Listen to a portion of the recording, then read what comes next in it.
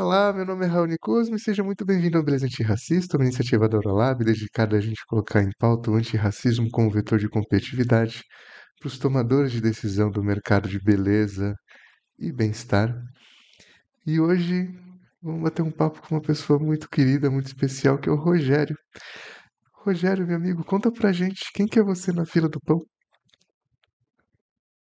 Olá, eu sou Rogério, sou nortista, então vim lá de Rondônia, estou há 7 anos em São Paulo, sou formado em psicologia, formado em pedagogia também atuo como sexólogo, acho que é uma das áreas de atuação que eu mais gosto. Hoje trabalho na pasta de Direitos Humanos e Cidadania do município de São Paulo, mais especificamente com a população LGBTQIAPN+. Então, essa é a minha atuação profissional de uma maneira mais direta. Para além disso, sou pesquisador, faço parte do grupo de pesquisa Race ID da USP, do Departamento de Saúde Coletiva, pesquiso saúde da população negra, em especial processo de formação de profissionais de saúde no combate ao racismo. Então, entender um pouquinho do que são esses médicos e esses outros profissionais de saúde, como eles atuam no combate ao racismo e se atuam no combate ao racismo. Então, essa é uma das minhas linhas de atuação também principal.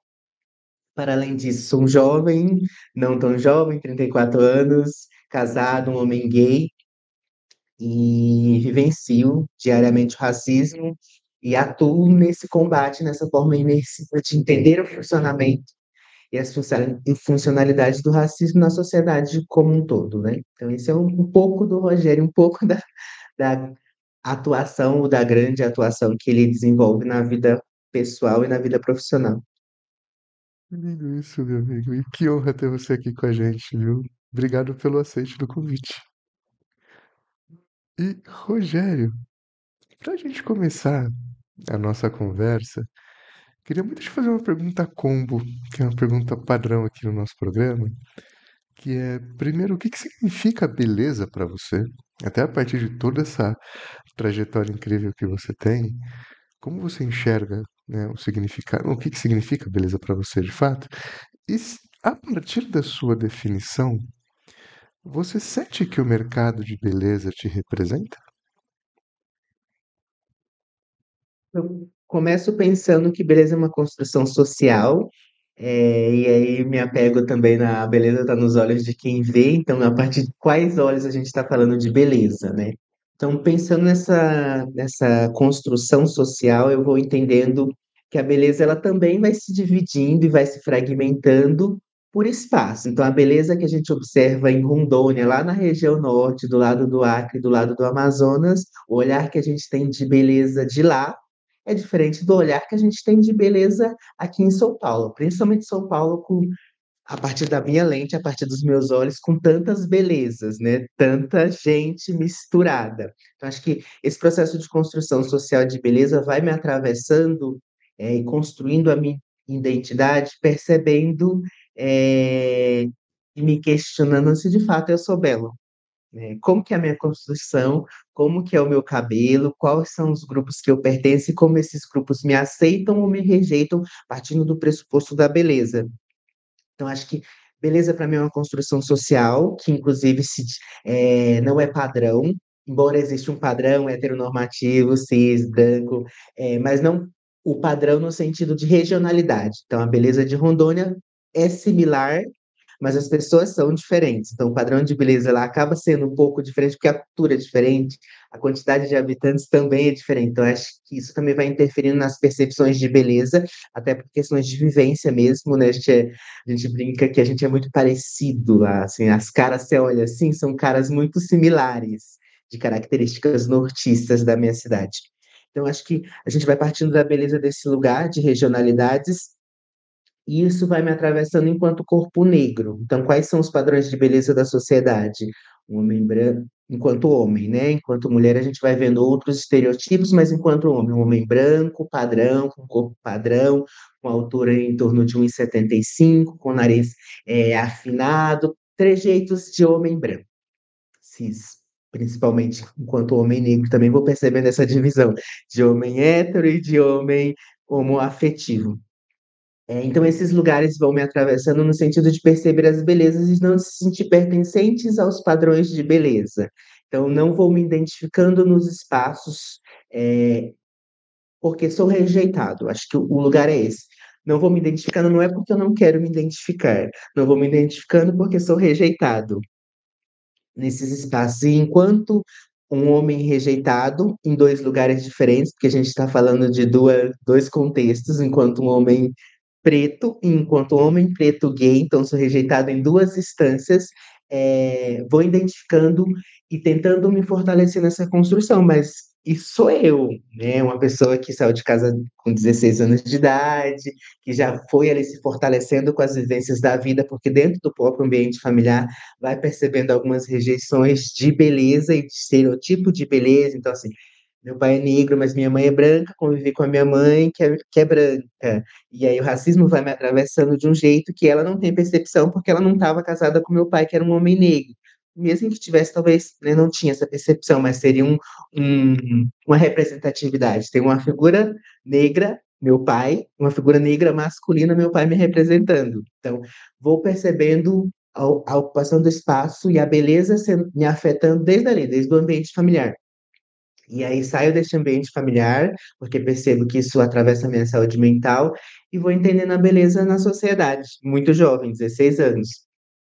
E como que essa aceitação de um corpo negro vai me atravessar no quesito relacionamento, né? Tô ali no auge dos 16 anos, com toda a energia hormonal e todas as recusas de uma cidade interiorana, com 150 mil habitantes, de uma cidade que coloca os corpos negros como objeto de trabalho, braçal, e de uma cidade, ou de cidades, porque as cidades vizinhas também conheci, que vão me colocando num lugar de não se relacionar, apenas de ter algo sexual pontual, né? Então, a objetificação dos corpos, que é algo, inclusive, que eu pesquiso muito.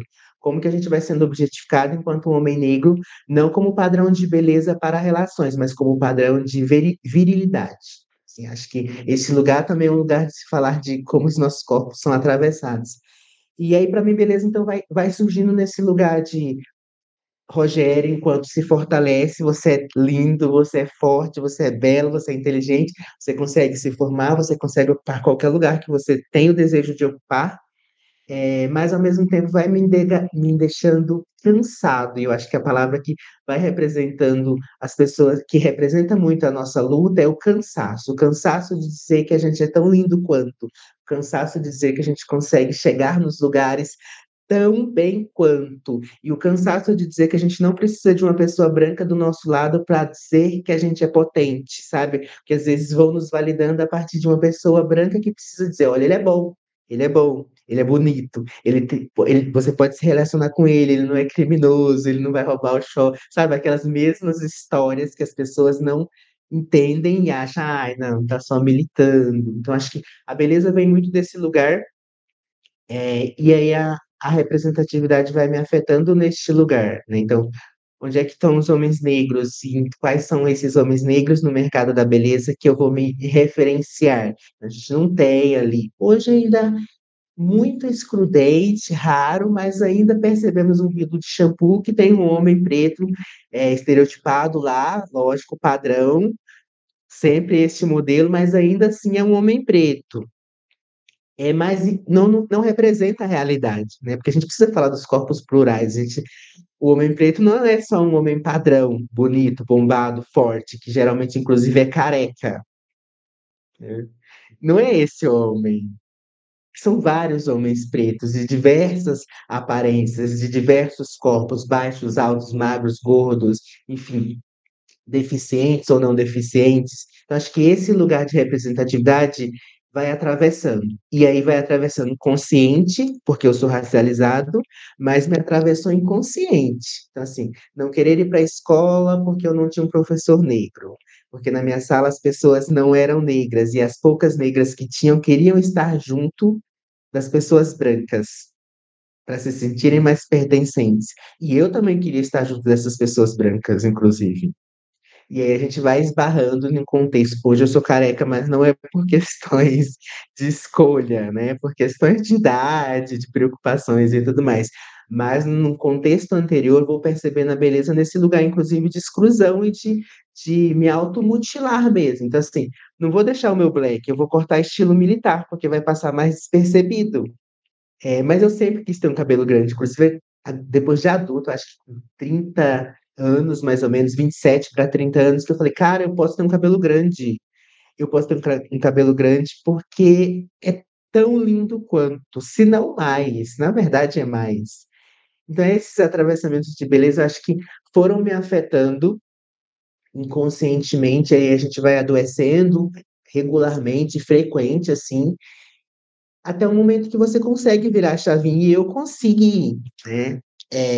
Mas quantas e quantos jovens que a gente vai vendo que não consegue, então segue a vida sofrendo, e não percebendo essas agressões reais, microagressões que vão nos atravessando. Então, acho que esse processo de beleza e a não representatividade vai vindo nesse lugar assim, de não me vejo na televisão, ou quando me vejo ainda assim estereotipada, é um homem forte, bombado, geralmente está ocupando uma posição de sexual, de Ricardão, sabe? De Ricardão mesmo, assim, que pega as mulheres.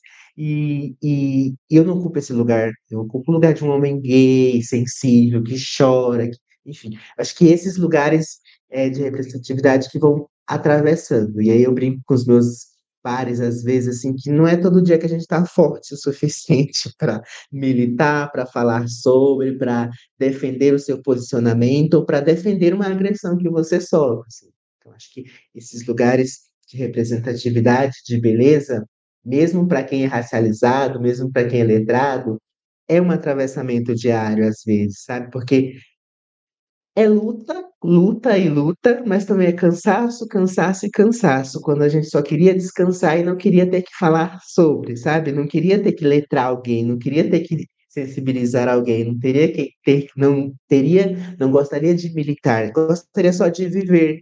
E pra gente, pelo menos para mim, enquanto negro, enquanto psicólogo, enquanto adulto, é, vivo, mas na maioria das vezes eu vivo me defendendo, e quando não estou me defendendo, estou defendendo os meus, ou estou tendo que, além de me defender, ensinar pessoas brancas que elas construíram racismo e que elas precisam desconstruir esse racismo. E isso é muito cansativo. Meu amigo, que lindo isso. Obrigado por ter trazido tanta camada.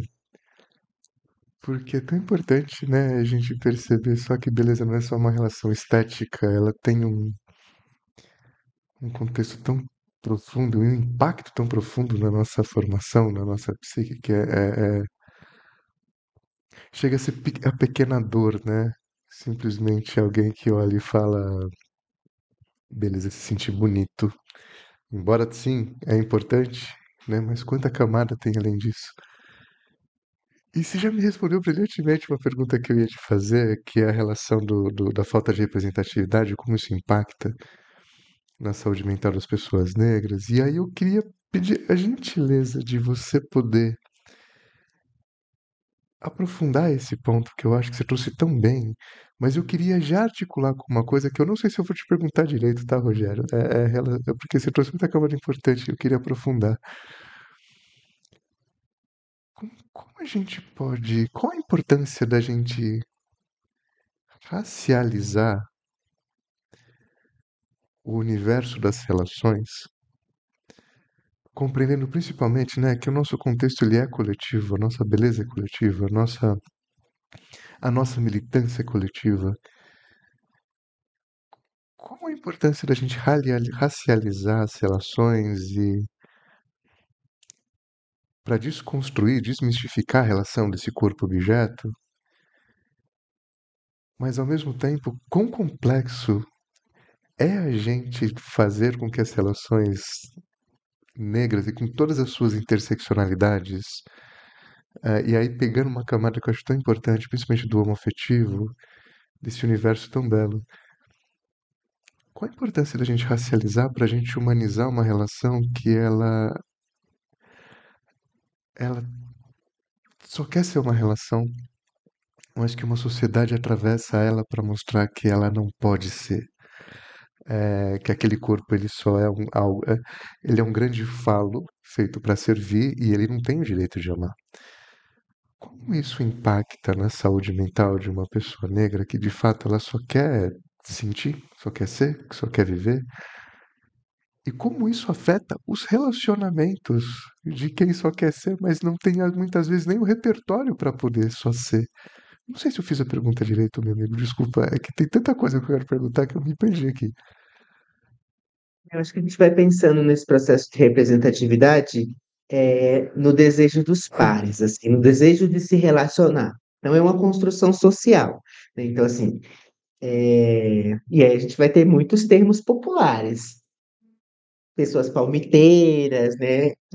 As interrelações interraciais, e a gente vai pensando nessa construção, e eu já fiz esse processo reflexivo. Então, assim, as minhas relações afetivas se deram olhando o corpo do outro como qual é o corpo que eu desejo, ou qual é o corpo que o meu inconsciente, a construção, né, social me ofertava como uma possibilidade positiva, que ia me colocar num lugar, não num lugar de afeto, mas num lugar de privilégios, ou num lugar de menos discriminação. Então, eu sou casado com um homem alemão, e aí são 9 anos de relação, e hoje, racializada, eu vou refletir esse o meu processo de letramento antes do conhecimento deste homem alemão, eu não teria casado com este homem alemão. Não que eu não o ame, amo muito, mas a sociedade me ensinou que pessoas para se relacionar são homens brancos,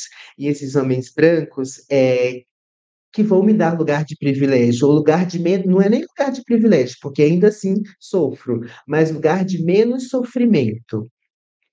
E aí hoje eu brinco com ele é uma pessoa letrada, né? Eu falo, Rafael, se eu fosse me relacionar hoje, não seria com você. Você é um homem branco, dos olhos claros, extremamente claro. Você é letrado porque eu te letrei, mas, né, seus pais falam alemão.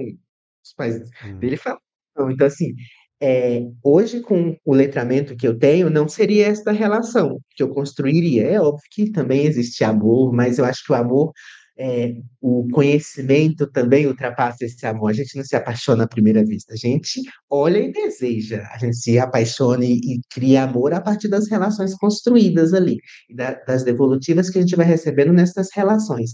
Não só constrói o amor, como desconstrói o amor também. Então, acho que essa objetificação, a gente precisa falar sobre sexo nas escolas, a gente precisa falar sobre o prazer individual sem a presença do outro. Porque a partir do momento que você conhece seu corpo e conhece a sua mente, você não vai procurar no outro. Você vai perceber o outro como complemento, como ajuda, como lugar de afeto, mas sem se auto, desvalidar, sabe? Sem se colocar para baixo para que o outro cresça, sem precisar obrigatoriamente, por mais que que nós sejamos pessoas coletivas, mas da obrigatoriedade. Então a gente vive na coletividade e o outro é muito importante para nos fazer crescer, desenvolver, se relacionar, lugar de afeto e de cuidado. Mas antes do outro, eu preciso me cuidar, eu preciso cuidar da minha saúde mental, física e de todas as possibilidades que eu tenho enquanto tempo, quanto indivíduo. E aí a construção da sociedade, acho que ela ultrapassa um limite, assim, que é tudo muito rápido, muito fluido, muito dinâmico, e que o outro é descartável, e que o outro, principalmente se tratando de corpos negros, é isso: transo, tchau. Transo porque o seu pênis é grande, não porque você é um lugar de afeto e de aconchego que eu quero construir uma família com você, seja ela uma família homoafetiva ou não. Então a gente vou conversando com pessoas negras do grupo. Eu tenho um grupo que eu participo que é de masculinidades, só de homens negros, né, do Afroamparo. E a gente vai construindo e vai falando, inclusive, sobre esse lugar, o lugar da desconstrução dessas masculinidades. Então, e do lugar que as mulheres têm nesse processo. Então, assim, não chora. Quem que fala pra gente não chorar, né? que não pode apanhar na escola e chegar em casa e falar para os pais que apanhou, porque senão apanha de novo. Então, eu acho que esse processo de desconstrução a gente precisa refletir e falar mais sobre esses assuntos. E aí, quando eu vou pensando em relações, eu preciso também começar a falar da construção, das construções de relações de homens e mulheres negras. Né? Quais são os lugares que a gente ocupa, mas mais do que os lugares que a gente ocupa, quais são os lugares reais que a gente gostaria de ocupar? Que quando a gente perceber esses lugares reais, a gente não vai se sujeitar a migalhas. A gente vai falar: caramba, eu sou um puto de um negão potente, inteligente, estudado, com tantas potencialidades, por que que eu vou aceitar migalhas de quem só quer o meu corpo? Ou de quem vai me percebendo num lugar de inferioridade? Quem não vai me colocar aqui em cima? Quem vai me arrastar para baixo ou quem vai me deixar mediano, sabe? Eu preciso de pessoas que me coloquem lá em cima e que percebam as minhas potencialidades. Eu acho que essa construção é uma construção que a gente precisa chegar nas escolas, e precisa chegar em todos os lugares e falar das relações. E aí, enquanto sexólogo, eu digo muito, falar de sexo mesmo. Quem que a gente está se relacionando? Com quem que a gente quer se relacionar sexualmente? É com a mulher branca? É com a mulher negra? E tá tudo bem se relacionar com mulher branca. Não é uma questão para mim, assim, nos processos reflexivos. A questão é, eu estou me relacionando com essas mulheres porque o meu desejo é genuíno por elas, ou porque a sociedade me estipulou e me colocou nesse lugar de só perceber as mulheres brancas como lugar de afeto, só perceber os homens brancos como lugar de afeto e de relações duradouras. Então, mulheres negras é a mulher do samba da bunda grande que faz gostoso, mas que é só isso. Mulheres brancas é a mulher de comercial de margarina que eu posso andar na rua, segurar da mão e apresentar minha namorada, apresentar o meu namorado. Eu acho que esses processos de desconstrução, assim, de reflexão, a gente precisa fazer nos nossos grupos. E aí, quando eu falo nos nossos, eu digo de homens mesmo, sabe? Aquele grupo de bar, aquele grupo de perceber e de ser, e ao mesmo tempo de ser ouvido nas minhas angústias, e isso pensando em diversas relações. Quando eu penso em relações homoafetivas, eu vou pensando e vou me colocando no lugar de medo, né, de medo de sair na rua, de medo de ser perseguido, perseguido por ser gay, perseguido por ser negro, e de como os homens, e aí é uma construção social gigantesca e acho que mais contemporânea do que antiga, porque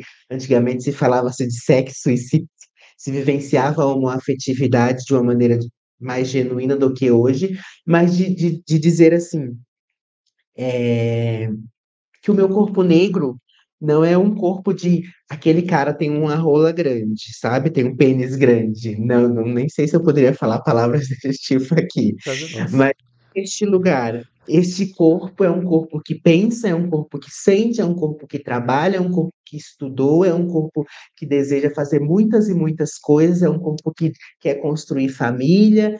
É isso que a gente precisa falar. Não é um corpo de vou transar, a não ser que eu queira, a todo momento e a todo tempo. Mas eu preciso, dizer que eu quero, eu preciso me colocar nesse lugar. Não que as pessoas me coloquem nesse lugar.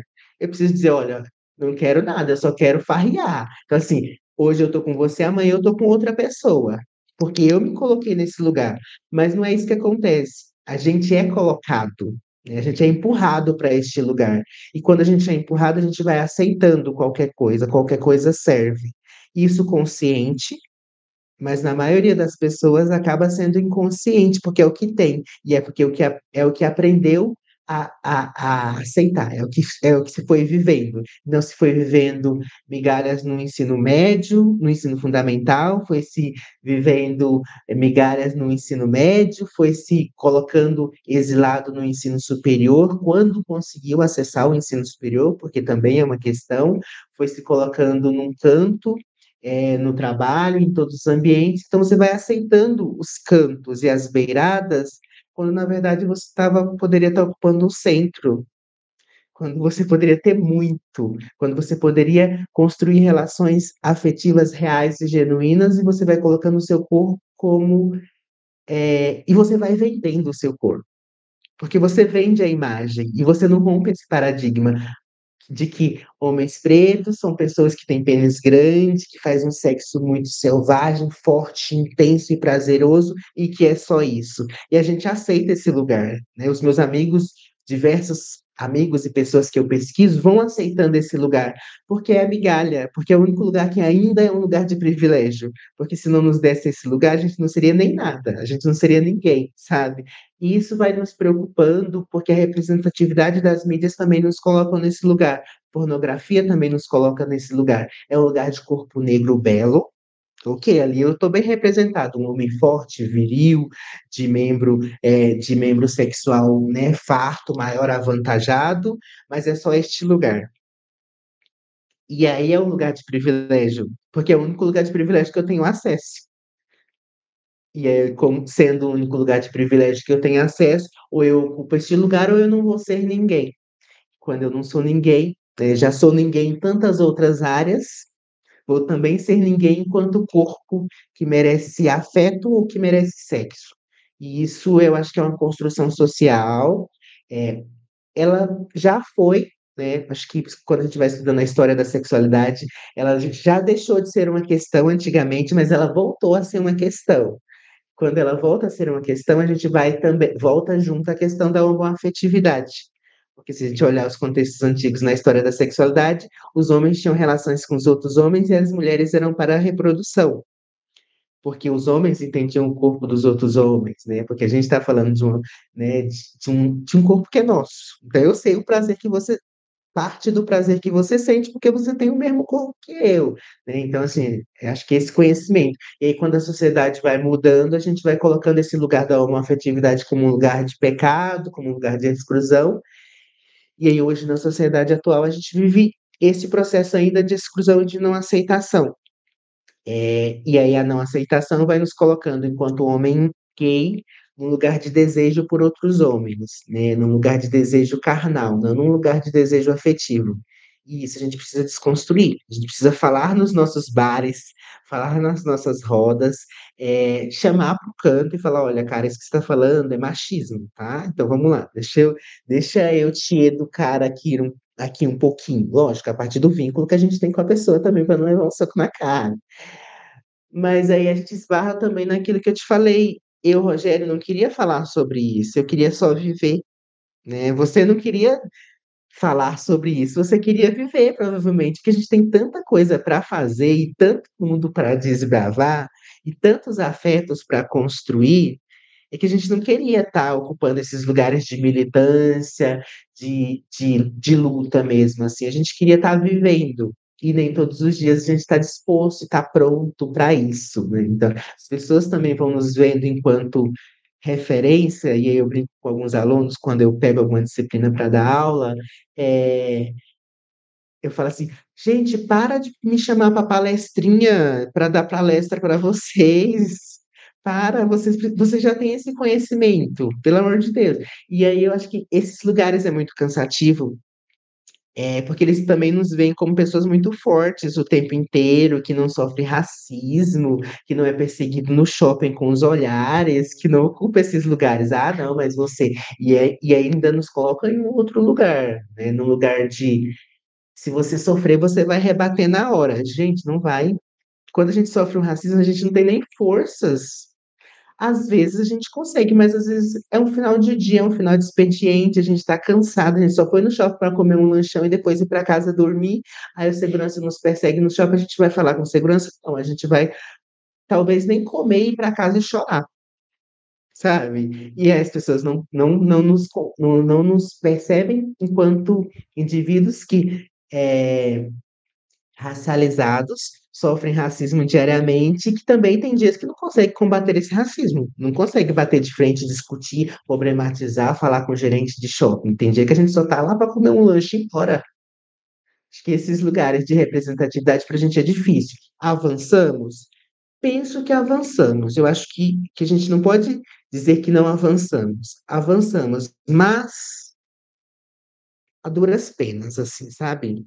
A, a, Ao mesmo tempo que a gente avançou em algumas reflexões, a gente regrediu em outras, ao mesmo tempo que a gente tem uma juventude aí que está com um olhar assim mais, eu diria, humanizado, eu diria minimamente tá olhando o que deveria estar olhando, na verdade, mas a gente, né, a gente não vai ver isso agora, sabe? Eu fico, às vezes, pensando assim, cara, tô dando essa aula aqui para essa turma de médicos, para essa turma de psicólogos, para que o meu filho consiga passar no psicólogo racializado, porque eu não vou conseguir agora, né? Eu tenho que ficar caçando onde é que tem um psicólogo racializado, onde é que tem um médico racializado, para que ele perceba a minha dor não somente como uma dor, mas como uma dor que também é afetada pelo racismo, né? Que eu estou em questões de ansiedade, não é porque é uma ansiedade convencional, é porque para ir trabalhar eu preciso pegar um ônibus, as pessoas vão me olhar torto, que eu preciso chegar no meu emprego, que a minha chefe não vai valorizar o meu trabalho como deveria, porque tem pessoas que estão lá há menos tempo que eu e já foram promovidas e eu continuo num cargo inferior. Então, acho que esses processos, é, a gente está avançando, a gente tem uma galera que está se formando aí, que está com, né, tá falando sobre pessoas trans e travestis, está falando sobre raça, cor, está falando sobre racismo, tem uma galera boa, mas não é para mim. Então, eu estou lutando e assim como as pessoas que vieram antes de mim lutaram, eu estou lutando para que alguém, para que meus filhos, netos e outras pessoas consigam viver de uma maneira um pouco mais digna e consigam se sentir representados no mercado de beleza. E aí, quando a gente vai falar de beleza, a gente está falando de sair de casa, se sentir minimamente capaz e digno de executar sua função ou de se sentir desejado. Então, não é só sobre a beleza física, mas é de estar bem, de se sentir bem com você mesmo, e de olhar para o seu nariz e falar: caramba, o meu nariz é grande, é achatadinho, mas é o meu nariz e ele é lindo porque ele foi feito para este rosto. E não, caramba, na primeira oportunidade que eu tiver, eu vou afinar o meu nariz. Vou passar muita maquiagem para embranquecer meu rosto. Ou vou cortar o meu cabelo baixinho, bem raspadinho, porque as pessoas não vão conseguir identificar se ele é black.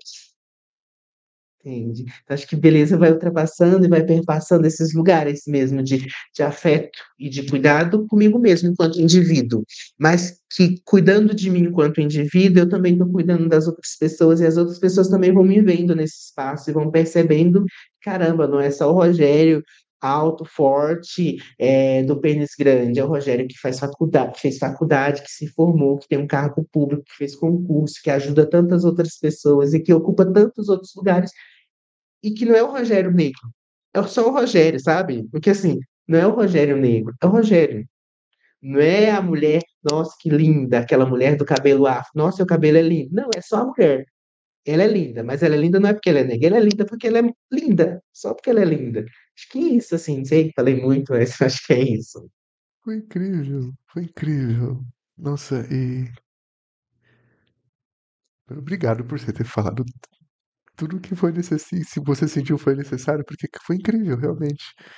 E você trouxe um ponto, Rogério, que eu acho que eu queria agora a gente poder conversar um pouquinho, que a gente precisa tanto se coletivizar, né, que a gente esquece que o nós é um grupo de eus, né? E não existe nenhum problema em ser eu antes do nós. E aí eu vejo a gente sempre falando de coletivo, da gente, temos que se organizar. Mas onde fica o eu nisso, né? Onde parece que se fortalece aquela culpa cristã, né? De, puxa, a gente precisa tanto ser a gente que se não for a gente, o eu não existe. O eu não pode existir, porque se eu tiver um pouquinho além daquilo que eu tô hoje, eu preciso levar todo mundo, porque não tem um eu, tem uma massa que anda junto. Como fica esse eu que deseja e que deseja a partir de um viés de consumo tão atravessado?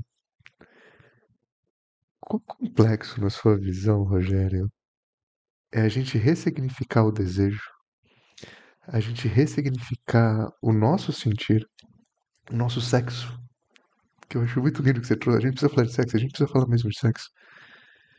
Como a gente pode ressignificar o nosso sexo para ter uma vida mais saudável? E não é só uma relação mais saudável, não só ter um outro mais saudável, mas a gente ser mais saudável com aquilo que é a nossa potência.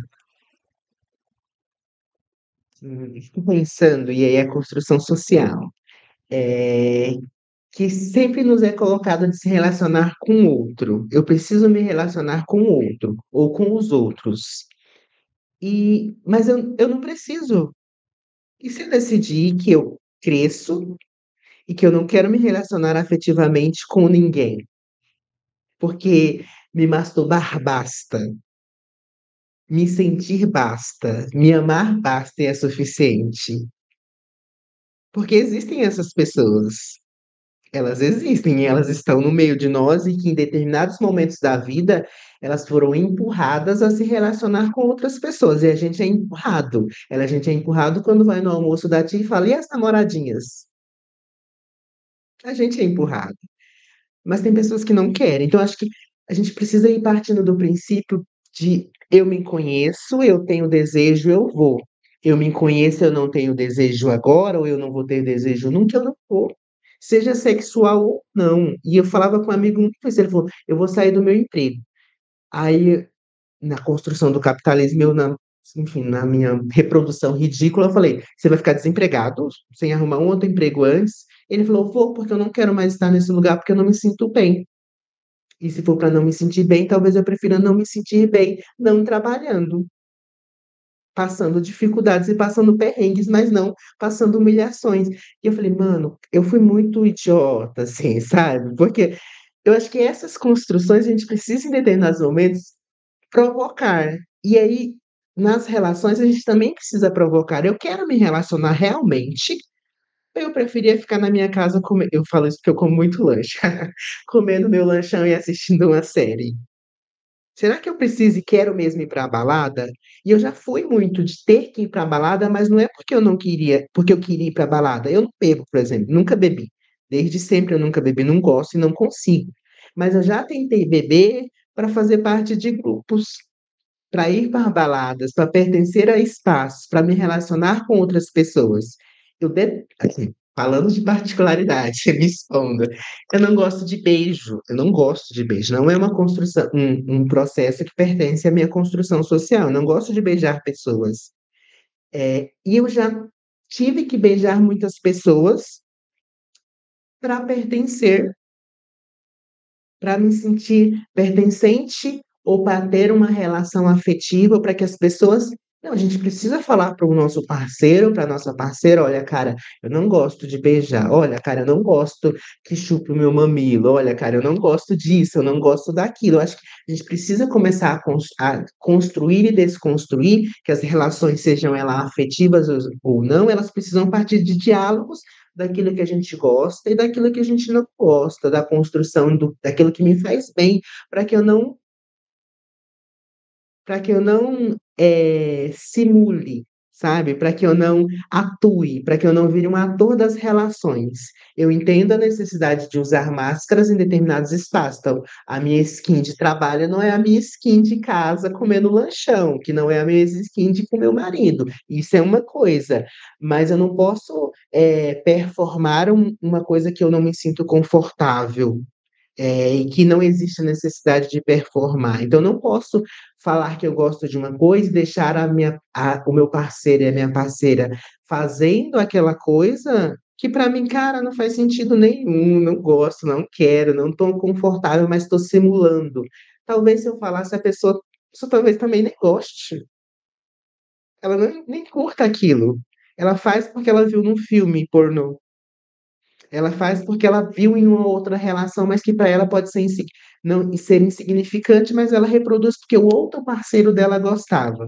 Então, quando eu venho pensando nesse processo de construção de masculinidades e feminilidades, é pensar, a gente precisa dialogar daquilo que a gente gosta, de qual papel que a gente quer exercer dentro das relações, sejam elas de trabalho ou não, para dizer, olha, hoje eu vim com o meu cabelo amarrado, porque eu não quero ter que vir com o meu cabelo solto todos os dias, porque as mulheres são vistas como mais lindas com cabelo solto, mas eu me sinto mais confortável e é mais prático com cabelo amarrado, sabe? Porque tem muito isso, eu vou me enquadrar no padrão, porque é importante para a sociedade, para as outras pessoas, mas não quero, eu não vou.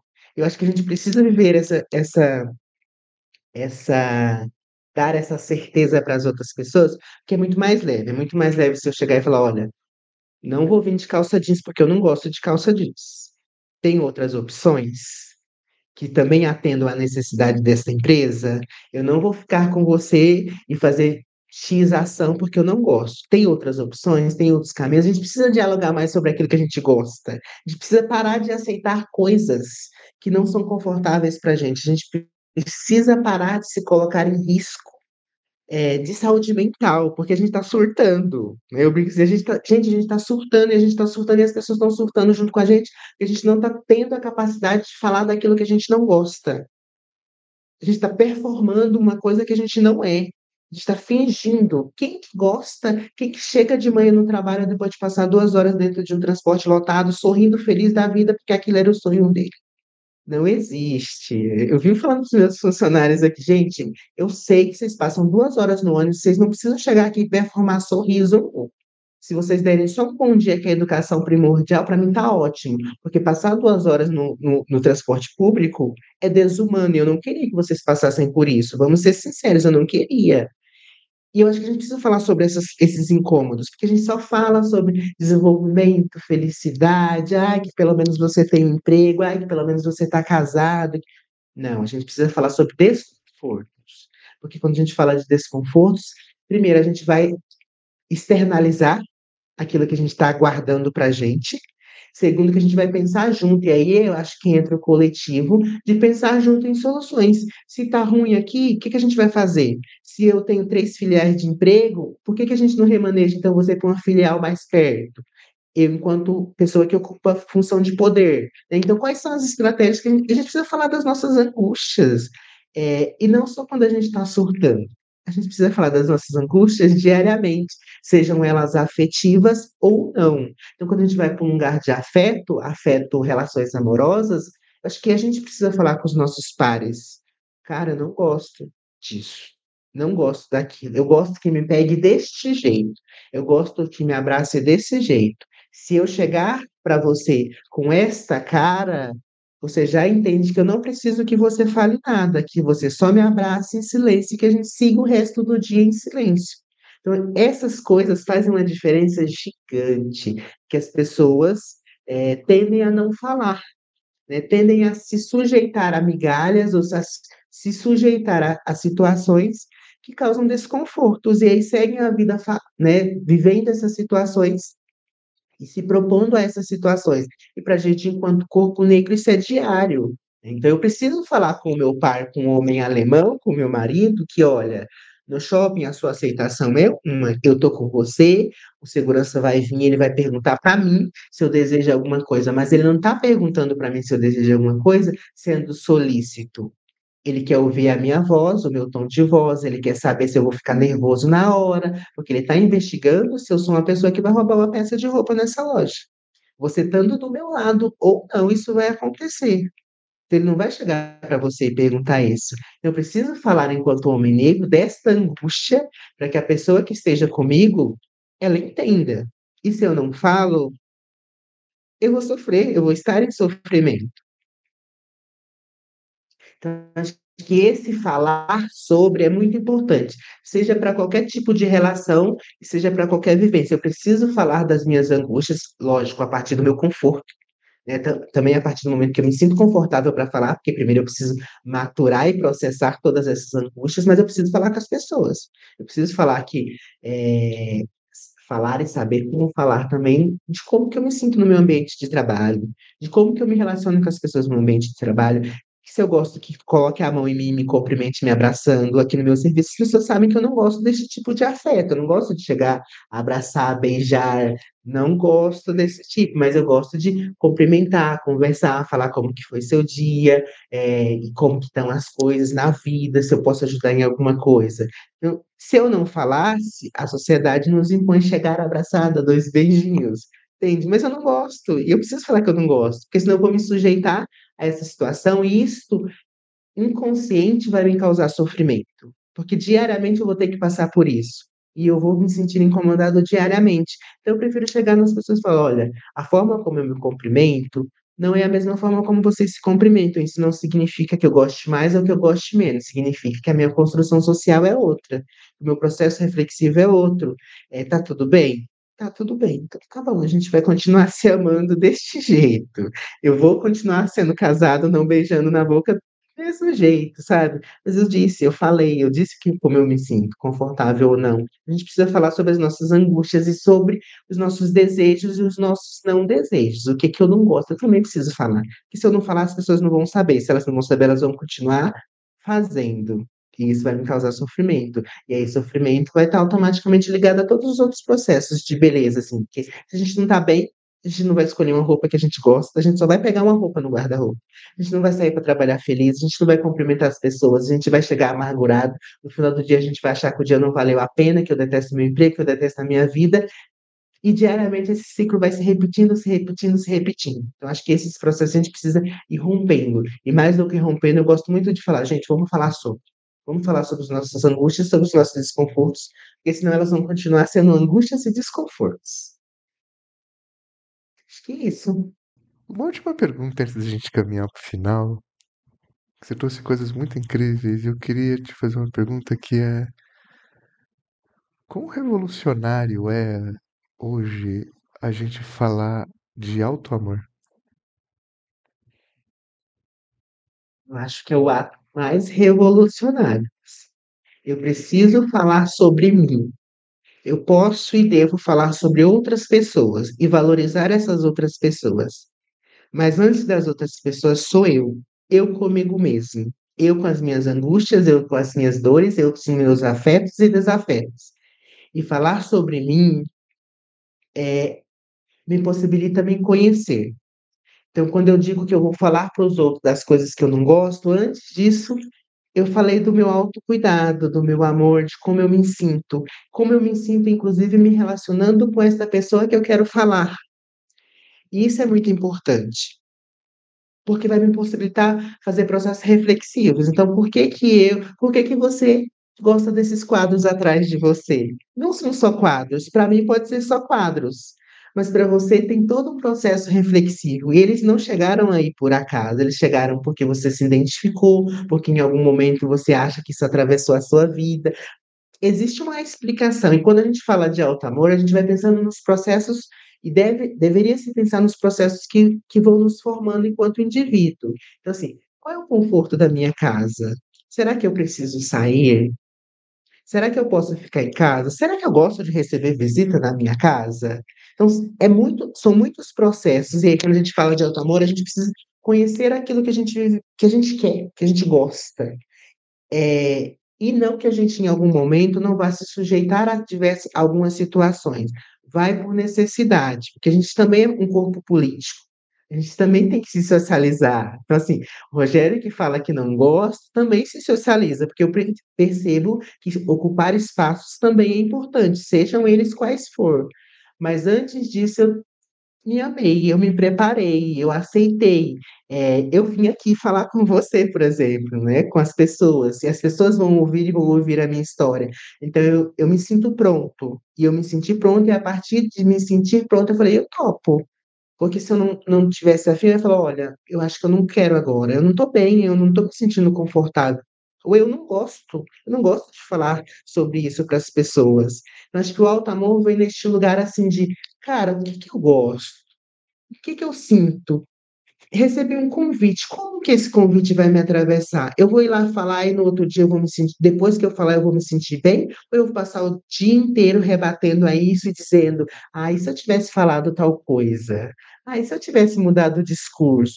Não, eu vou encerrar a conversa aqui com você e falar: "Que legal a participação, quando que vai sair? Eu vou me ouvir e tá tudo certo, não vai me causar desconforto". Eu acho que o alto amor vem desse lugar, assim, sabe, me conheço, me entendo, onde eu posso pisar, onde eu não posso pisar, onde eu vou dialogar e dizer: "Olha, não aceito isso, não cheguei aqui para isso". E isso leva um tempo gigante, porque a gente vai se sujeitando a tanta coisa, que quando pensa que não, o autoamor, o autocuidado, o processo reflexivo ficou no final.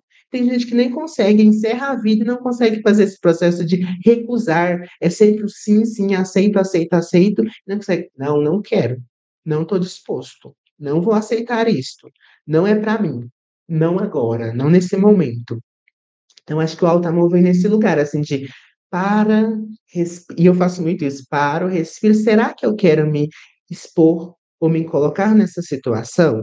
ou eu posso evitar ela e simplesmente dizer não quero, não é o momento para mim. Muito obrigado, mas hoje eu não estou disposto. Volta amanhã, mas hoje eu não estou disposto. Eu acho que esses lugares assim que a gente precisa ir internalizando. Por que que eu me sujeito a esse lugar? Por que que eu me sujeito a esse espaço? Isso para mim é muito alto amor, assim, sabe? Muito estou valorizando este corpo que é único, e este corpo, com todas as perfeições e imperfeições, é o corpo que me foi dado, sei lá por quem, depende da crença, mas é o corpo que eu tenho. E este corpo precisa ser cuidado, fisicamente e mentalmente. É o corpo que eu tenho agora e é o corpo que eu vou cuidar.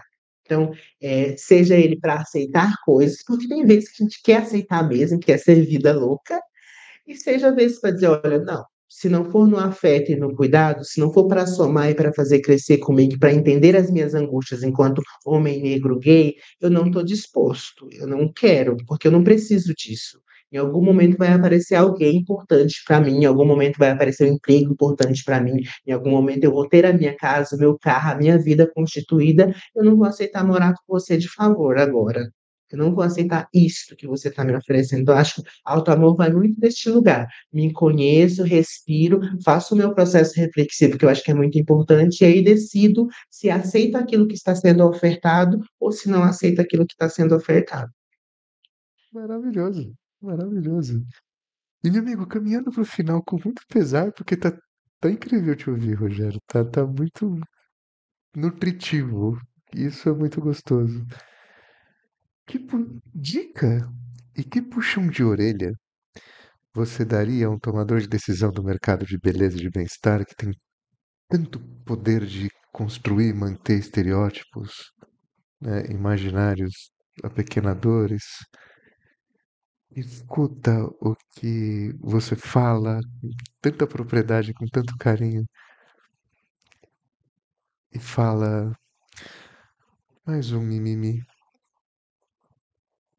Fica à vontade. Eu acho que, ao mesmo tempo que é uma dica, é um puxão de orelha, é junto, nós somos corpos reais. E nós não somos minorias, nós somos maioria. Enquanto corpos reais, os produtos também são vendidos para esse corpo. Quando a gente, eu diria, coloque fotos reais, assim, sabe? Não é o homem forte, com estereotipo forte, com cabelo bem cuidado. Não, coloquem corpos para dizer, olha, este produto serve para esta pessoa, este outro produto serve para este outro tipo. Coloque vários corpos, usem várias pessoas. A gente tem tanta gente potente no nosso mercado aí, procurando uma oportunidade, procurando uma oferta para aparecer num produto, numa televisão, enfim, num flyer de divulgação. Então, assim, usem corpos reais. E a gente gosta de ver esses corpos.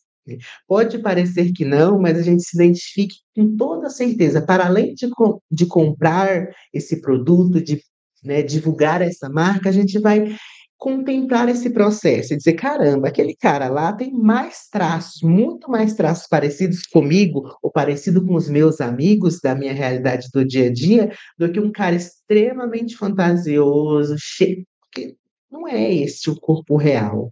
Né? Então, assim, a dica que eu digo é: saia para as ruas, conheça as pessoas, ocupem os lugares, convide movimentos, e nesse movimento vejam pessoas reais fazendo propaganda, divulgando o seu trabalho, conversando sobre. E aí, a partir daí, a gente vai contemplar os produtos. E quando a gente contempla uma coisa, a gente sabe, a gente divulga. Então, assim, o Rogério, que fala da psicologia antirracista, traz paciente. Eu não atendo clinicamente na psicologia, mas eu tenho amigos antirracistas, psicólogos antirracistas, assim, as pessoas me procuram, tipo, olha, tem fulano, da mesma forma são os produtos de beleza, os produtos que eu conheço, que eu percebo que foi feito com um afeto para o meu corpo, com toda certeza a gente vai indicar. Então, assim, usem corpos reais, porque corpos reais é isso, é o que movimenta, sabe? É o que dá a liga. E é o que a gente está interessado em ver. Sejam pessoas racializadas ou sejam pessoas não racializadas. Porque as pessoas não racializadas, elas olham, elas contemplam, elas identificam a pessoa negra lá, mas elas não se sentem pertencentes. Elas compram porque tem uma pessoa negra lá, mas elas não se sentem pertencentes e elas não compram aquele produto com fé, sabe? Não, ai, aquele produto é um produto que me representa. Não, ela compra porque ela vê uma única figura lá dentro das opções que tem, é a única que chega perto. Mas já pensou se ao invés de chegar perto fosse real, fosse corpos reais? Que diferença que faria? E a gente gosta de ver corpos reais. Então, assim, indústria, a gente gosta de ver corpos reais. Não imagine que na sociedade atual o que a gente quer ver são corpos padronizados. Não, se a gente vai na internet rapidinho, assim, né, no momento de desejo carnal, a gente vai na internet e olha isso nos vídeos, nos X vídeos da vida. Então, assim, produtos de estética, de beleza como um todo, sejam eles quais for, a gente gosta de ver corpos reais, porque aquilo nos representa. A gente fala, caramba, se essa. Ai, eu vou comprar. Vou comprar. Vou comprar e vou experimentar e vai ser bom. Acho que isso, assim, sabe? Essa dica é: usem corpos reais. E dialoguem nos espaços com as pessoas referentes das temáticas, assim. Não nos chamem só para mesas específicas, sabe? Assim, Sim. nos utilizem o ano inteiro e nos utilizem remunerados. Nos utilizem falando da nossa importância. Não nos utilizem somente em novembro. Não nos utilizem somente porque, ah, eu vou com. Não, nos utilizem remunerados, nos utilizem todos os meses. A gente vive todos os meses e a gente não é a minoria, a gente é a maioria. E sendo a maioria, corre-se o risco da gente conseguir. A gente está se juntando coletivamente. Então, acho que é importante também pensar nesses processos coletivos. Fantástico. E Rogério, por que seus ancestrais se orgulham de você? Eu acho que eles se orgulham de mim. Eu acho que eu me orgulho de mim enquanto sobrevivente.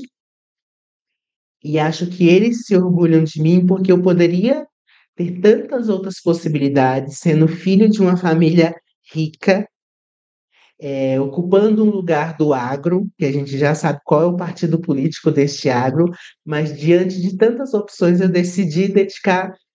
Esse ano faço 16 anos, decidi dedicar 16 anos da minha vida para assistência e para direitos humanos, para ajudar pessoas a ocupar diversos lugares que a gente nem sonhava, que os nossos ancestrais nem sonhavam que a gente ocuparia.